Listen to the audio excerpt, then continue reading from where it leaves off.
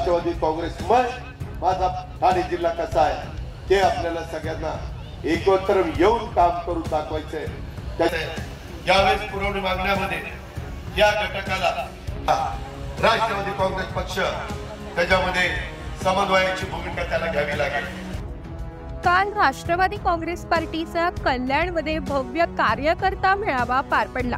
यावेळी अजित पवार गटाचे सर्व आमदार मंत्री उपस्थित होते।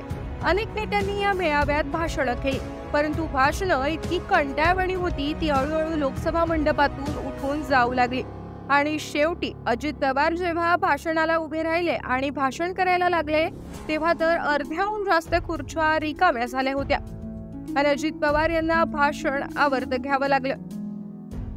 एक काळ असा होता की अजित पवारांच्या सभेला हजारोंची गर्दी जमायची, पण जेव्हा त्यांनी शरद पवार यांची साथ सोडून आपल्या काही नेत्यांना सोबत घेऊन भाजप सोबत गेले, भाजपचे मोदींचे इतके गुणगान गायला लागले की जणू ते राष्ट्रवादीचे नसून भाजपचे नेते, तेव्हापासूनच अजित पवारांची लोकप्रियता कमी व्हायला लागली असल्याचं चित्र समोर येत आहे। लोकांच्या मनात आता अजित पवारांबद्दल चीड निर्माण झाली आणि त्याचाच प्रत्यय हे या सभेतून पाहायला मिळाला।